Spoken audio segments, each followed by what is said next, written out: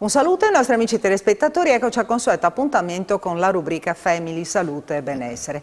Tema della trasmissione di oggi, la dipendenza da gioco d'azzardo. Ne parliamo con Duilia Zanon, che è referente appunto del gioco d'azzardo del Dipartimento delle Dipendenze dell'Azienda Sanitaria Universitaria del Friuli Centrale. Buongiorno, buongiorno Duilia, tutto bene? Ci siamo viste qualche tempo fa per parlare proprio della stessa problematica, solamente che oggi possiamo anche contare su una testimonianza diretta. Abbiamo anche una persona che ci racconterà della sua esperienza, come è arrivato appunto a questo servizio. Intanto spieghiamo con Duilia come stanno andando le cose in sostanza, se sono cambiate rispetto all'ultima volta che ci siamo viste, che cosa è successo durante il periodo della pandemia in sostanza. Durante la pandemia le cose sono molto cambiate, in quanto avendo chiuso tutti gli esercizi che avevano le slot, le VTL eccetera, le persone non hanno potuto accedere a questa sostanza, perché praticamente per la dipendenza da gioco d'azzardo le macchinette, gli strumenti per il gioco d'azzardo sono stati preclusi, e quindi questo significa che in assenza della sostanza le persone abbiamo visto che stanno bene, non hanno il problema della crisi di astinenza, diversamente da altre sostanze che danno dipendenza. E quindi dal punto di vista diciamo sanitario le persone sono state molto bene e non hanno potuto accelerare questa dipendenza, non hanno avuto a disposizione i mezzi. Dopodiché effettivamente... Però si sono arrangiate, perché all'inizio così, però così hanno trovato la scappatoia. Diciamo che il gioco fisico senz'altro è diminuito, cioè quello a disposizione. Quello che è aumentato è il gioco online. Le percentuali si sono letteralmente rovesciate. Prima del lockdown avevamo il 60% gioco fisico, gioco a disposizione, e il 30-40% di gioco online. Con il lockdown le percentuali si sono rovesciate, quindi 60% online e 40% gioco fisico. In questo periodo anche gli accessi al servizio sono molto diminuiti, questo dappertutto, in tutti i servizi, in tutta la regione. E adesso sta riprendendo, con la riapertura degli esercizi, sta riprendendo lentamente. È più difficile però arrivare alle persone che giocano online. Ed è più difficile anche perché i vicini e la persona stessa, non avendo un problema, non dando questa dipendenza un problema fisico, di salute fisico, sia la persona stessa che i familiari arrivano molto avanti nel tempo a ritenerlo un problema, soprattutto a ritenerlo una malattia. Popolarmente si dice ha il vizio del gioco, in realtà è una malattia, è una dipendenza come tutte le altre. Ecco che poi si vedono persone di tutte le età, perché cominciano da giovani, ma soprattutto le persone anche più in età, no? Sì. Perché magari non sanno come passare la giornata, non hanno interessi, e allora lì ogni dipendenza, trovano, no? Certo, la dipendenza, ogni problema di dipendenza, tutte le dipendenze tappano, diciamo così, nascondono un vuoto, magari passeggero, però sempre un vuoto. Quindi trovare, ma anche per la persona stessa non è facile individuare che cosa sta sotto alla dipendenza. Si inizia per gioco, perché anche con la sigaretta si inizia con una e poi si aumenta, ma con tutte le dipendenze è così, no? Però sta aumentando la fascia giovanile, diciamo. E questo è preoccupante. Sì. Diciamo che gli uomini fin da sempre sono stati più propensi al gioco, perché iniziano con la schedina, iniziano con giochi, non so, schedina settimanale, con le piccole scommesse di calcio, eccetera. E quindi iniziano molto prima. Anche se non bisogna demonizzare, perché magari per tanti è il gioco, sì, è l'abitudine, quindi quante persone, sì. no? Anche, sì, non so, quando ma si invece inizia, per qualcuno, in qualcuno scatta un qualche cosa. appunto, non si sa, cioè si comincia, Sì. però non si sa come si arriverà, no? Se ci si ferma allo stadio del divertimento o se si va oltre, no? Certo. La differenza tra uomini e donne è che appunto l'uomo inizia prima e le donne arrivano in tarda età. Infatti le signore che arrivano da noi hanno dai 60 anni in su la maggior parte, no?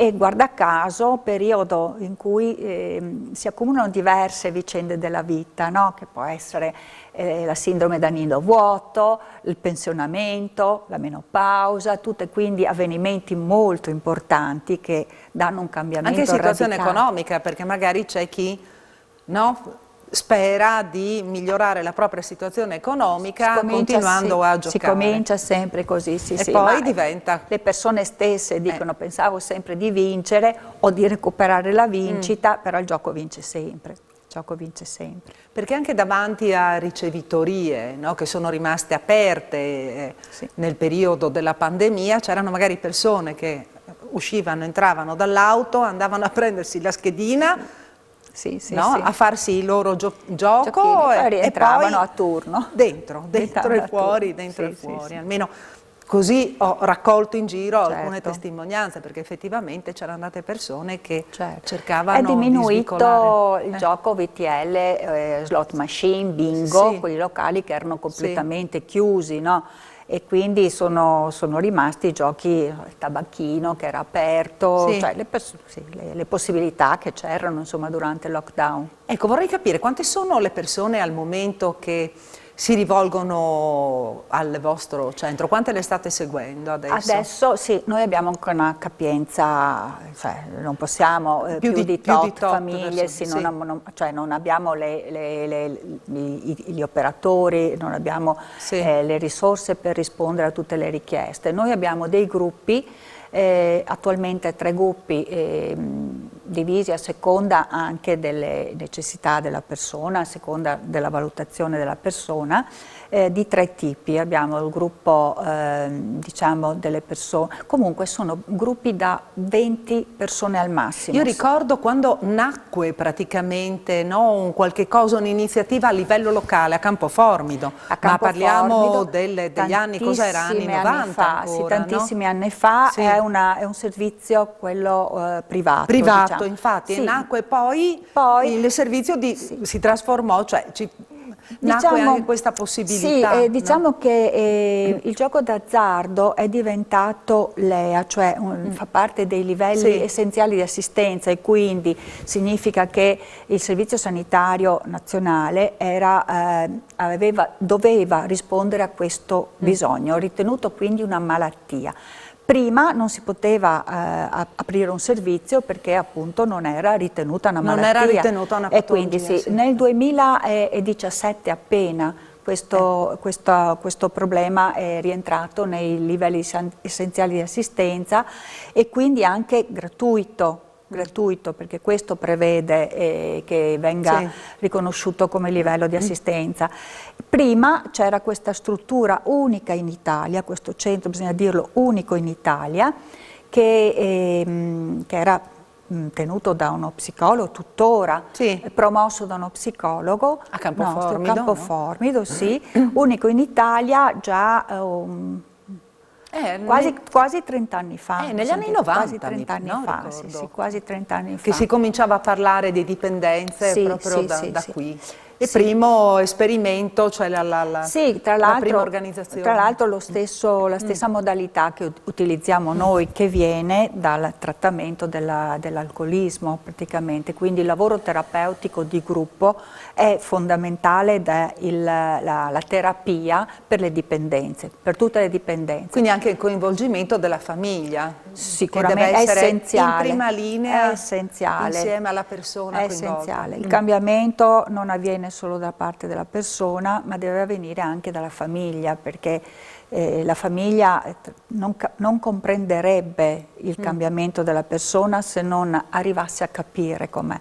E comunque le dinamiche familiari in una dipendenza sono concatenate, sono collegate, quindi non è che una persona da sola cambia una persona e cambia tutto il contesto, ecco, deve cambiare anche tutto il contesto.